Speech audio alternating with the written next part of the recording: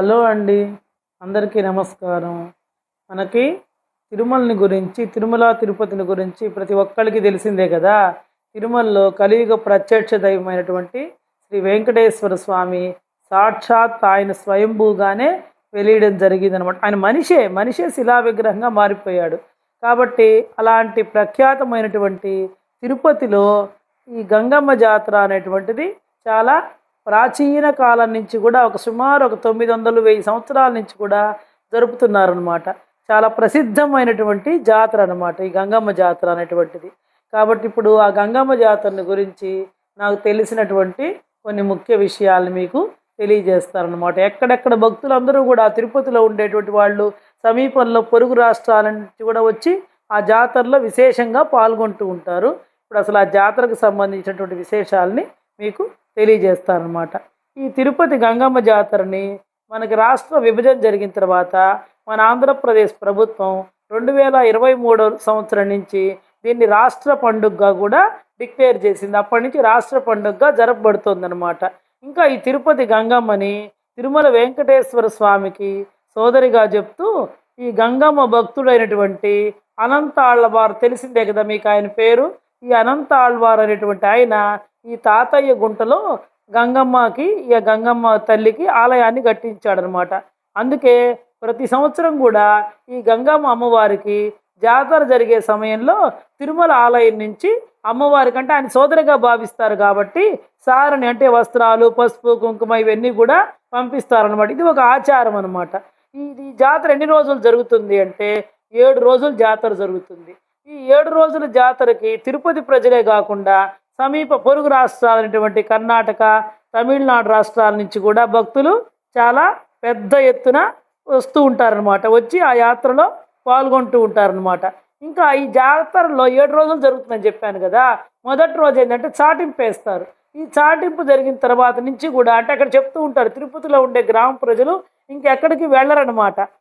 ఈ జాతర 9 రోజులు అక్కడే ఉంటారు. ఒకవేళ వెళ్ళినా కూడా రాత్రికల్లా మళ్ళీ ఇంటికి రావాలట. ఈ జాతర సమయంలో ఊరు వదిలిపెట్టి వెళ్ళకూడదు అని చెప్పి ఆ స్థానికంగా ఉండేటువంటి తిరుపతి గ్రామ ప్రజలు కూడా చెప్తూ ఉంటారనమాట.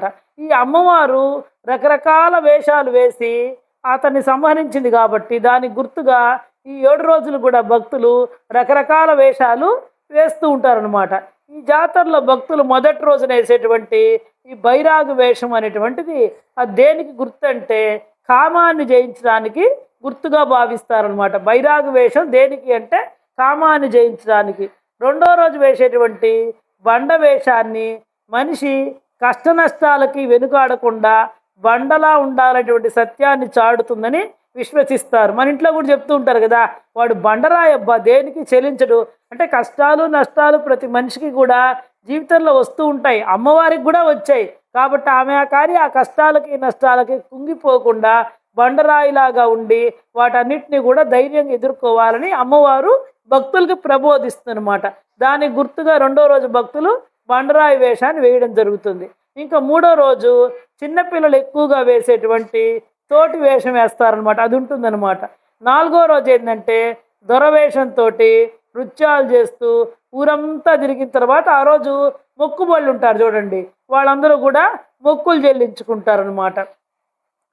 తెలంగాణలో మనకి ఈ మధ్య విన్నాం కదా, సమ్మక్క సారక్క మేడారం జాతర లాగానే తిరుపతిలో ఈ తాతయ్య గుంట ప్రాంతాల్లోని ఆలయంలో ఉండేటువంటి గంగమ్మకు నిర్వహించేటువంటి ఈ జాతర కూడా చాలా ప్రత్యేకమైంది. అది ఎంత తెలంగాణలో సమ్మక్క సారమ్మ మేడారం జాతర ఎంత ముఖ్యమో, తిరుపతిలో ఈ తాతయ్య గుంటలో ఉండేటువంటి గంగమ్మ తల్లికి నిర్వహించేటువంటి జాతర కూడా చాలా ప్రత్యేకం అన్నమాట. ఇంకా తిరుపతితో పాటుగా చుట్టుపక్కల ఉండేటువంటి పల్లెలు పట్టణాల్లో కూడా ఈ జాతర సందడి కనిపిస్తూ ఉంటుందన్నమాట. ఇంకా ఈ జాతర ఈ గంగమ్మకి ఆలయాన్ని ఎవరు కట్టించారంటే ఇంతకుముందే చెప్పారు, అనంత ఆళ్వారు భక్తులు కట్టించారు. అందుకే జాతర సమయంలో కూడా అమ్మవారికి సారలు పంపిస్తూ ఉండడం జరుగుతుందన్నమాట. ఇంకా దొరవేషం తర్వాత మొక్కులు చెల్లించుకుంటారు. ఎలా ప్రారంభమైంది అంటే 900 సంవత్సరాల క్రితము ఆ తిరుపతి పరిసర ప్రాంతాలని, తాతయ్య గుంట పరిసర ప్రాంతాలని ఒక పాలెగాడు, అంటే జమీందారుల కింద పనిచేసినట్టు ఒక పాలెగాడు పరిపాలిస్తూ ఉండేవాట. అతడు ఆ పట్టణంలోని ఆ సమీపంలో ఉండేటువంటి కన్యపిల్లలందరినీ కూడా చెరపడుతూ ఉండేవాడు అనమాట. అతడు అదేవిధంగా యుక్త వయసుకు వచ్చినటువంటి ఈ గంగమ్మ తల్లిపై కూడా కన్నేశాడనమాట ఈ పాలుగాడు. ఆమెపై అత్యాచారానికి కూడా ప్రయత్నించాడు. దాంతో ఆమె సాక్షాత్ అమ్మవారి అంశే కదా, అమ్మవారే కదా ఆమె జన్మించింది.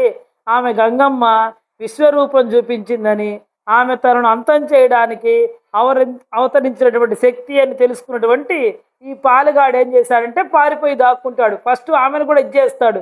కానీ ఎప్పుడైతే ఆమె విశ్వరూపాన్ని, ఆమె మహిమని అమ్మవారు చూపించిన తర్వాత తెలుసుకున్నాడో, ఈమె నన్ను సంహరించడానికి వచ్చినటువంటి దేవత అని చెప్పి తెలుసుకొని ఆయన ఎవరికి కనపడకుండా పారిపోయి దాక్కున్నాడు అనమాట. తర్వాత ఈ గంగమ్మ తల్లి ఈ పాలుగాడిని వెతుకుతూ రకరకాల మారువేషాలు ధరించి 3 రోజుల పాటు గాలించింది ఆ పాలుగాడి కోసం. మొదటి రోజు ఏమంటే బైరాగి వేషం, రెండో రోజు బండ వేషం, మూడో రోజు తోటి వేషాలు వేసిందంట. 3 వేషాలు వేసినా కూడా ఈ పాలుగాడు కనిపించకపోవడంతో 4వ రోజు గంగమ్మ తల్లి ఏం చేసిందంటే దొరవేషం వేసుకుందిట. ఎప్పుడైతే దొరవేషం వేసుకోగానే ఆ పాలుగాడు ఏమనుకున్నాడంటే తన ప్రభువు అయినటువంటి దొరే వచ్చాడనుకొని బయటకు వచ్చాడనమాట. ఈమెం చేసింది ఆ దొరవేషం వేసుకొని వచ్చిందనమాట. నిజంగానే తన దొరే వచ్చాడనుకొని వాడు బయటకు వచ్చాడు. వెంటనే అమ్మవారు ఏం చేసింది, అతన్ని చంపి అమ్మవారు దుష్ట శిక్షణ చేసిందని చెప్పి భక్తులు చెప్తూ ఉంటారు. స్థానికంగా అక్కడ ఉండేటువంటి భక్తులు ఈ గంగమ్మ తల్లిని గురించి చెప్తూ ఉంటారనమాట. ఆ ప్రాంతంలో ఒకప్పుడు ఒక ఆయన ఉండేవాడు, ఈ విధంగా చేసేవాడు. దాంతో అమ్మవారు అవతరించి ఆయన్ని సంహరించింది. దానికి ప్రతీకగానే ఇప్పటికి కూడా ఆ రోజుల్లో ఆ వేషాలు వేయడం అనేటువంటిది ఆనవాయితీగా వస్తోంది అని చెప్పి చెప్తూ ఉంటారనమాట. ఆ గంగమ్మ తల్లి ఆ రోజు చేసినటువంటి దుష్ట శిక్షణకి గుర్తుగా ఈ రోజు కూడా తిరుపతి చుట్టుపక్కల గ్రామాల ప్రజలందరూ కూడా ఈ జాతర చేస్తూ ఆ గంగమ్మ తల్లి తమనందరినీ కాపాడాలి, చల్లగా చూడాలి అని చెప్పి మొక్కులు చెల్లించుకుంటూ ఉంటారనమాట. ఈ తిరుపతి గంగమ్మ జాతరకి అసలు 900 ఏళ్ల పురాతనమైనటువంటి చరిత్ర ఉందన్నమాట. ఈ ఆలయానికి, ఈ తిరుపతి గంగమ్మ జాతర ఆలయానికి 900 ఏళ్ల పురాతన చరిత్ర ఉందన్నమాట. ఈ తిరుపతి తాతయ్య గుంట గంగమ్మ జాతర ప్రతి ఏటా ఎప్పుడు జరుగుతుంది అంటే మే నెలలో 8 రోజుల పాటు చాలా అత్యంత వైభవంగా జరుగుతుందన్నమాట. ఎందుకంటే ఆమె తిరుమల వెంకటేశ్వర స్వామికి సోదరిగా భావించేటువంటి ఒక గ్రామ దేవత, తిరుపతి గ్రామ దేవతకు జరిగేటువంటి పూజా కార్యక్రమం కాబట్టి సాక్షాత్ వెంకటేశ్వర స్వామి సోదరి అంటే ఇంక చెప్పేదేముంది, ఆమెకు కూడా ఈ జాతరలో కాబట్టి ఈ జాతరని ఆ ప్రజలు కానీ ప్రభుత్వం కూడా ఇప్పుడు అత్యంత వైభవంగా నిర్వహించడం జరుగుతుందన్నమాట. ఈ జాతరలో భాగంగా భక్తులు ఏం చేస్తారంటే వివిధ రకాల వేషధారణలు, ఇందాకనే చెప్పాను కదా, బైరాగి, బండ, తోటి వేషాలు ఇవన్నీ వేసుకొని అమ్మవారిని దర్శించుకుంటూ ఉంటారనమాట. ఇది ఎందుకు వచ్చిందంటే ఇందా చెప్పా, ఆ పాలగాడి తిరుపతి తన రాజ్యంలో ఉండేటువంటి అందమైన యువతల మీద అత్యాచారం చేసేవాడని చెప్పి అప్పుడు చివరికి వాడు ఈ గంగమ్మ తల్లిని కూడా సామాన్య స్త్రీగా ఎంచి ఆమె మీద కూడా కన్నేశాడని, అప్పుడు ఆ ప్రజలందరినీ, ఆ యుక్త వయసులో వచ్చినటువంటి కన్యలందరినీ కాపాడడానికే అమ్మవారు అవతరించింది అని చెప్పేసి చెప్తారనమాట.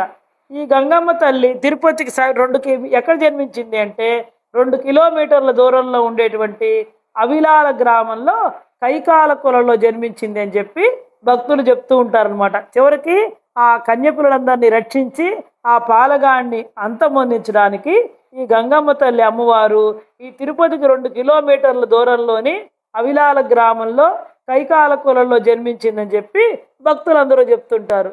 వీడికి ఆ పాలగాడికి ఆ సంగతి తెలియక ఈ గంగమ్మ తల్లిని కూడా సామాన్య స్త్రీగా ఎంచి ఆమెపై కూడా అత్యాచారానికి ప్రయత్నించడంతో ఆమె ఏం చేసింది, తన యొక్క విశ్వరూపాన్ని చూపించిందనమాట. విశ్వరూపాన్ని చూపించి ఆ పాలగాడిని వివిధ రకాల వేషాలేసి అంతమొందించిందనమాట. ఇది గంగమ్మ ఆలయానికి సంబంధించినటువంటి చరిత్ర, అంటే అక్కడ స్థానికులుగా చెప్పేటువంటి వాళ్ళు చెప్పేటువంటి చరిత్ర.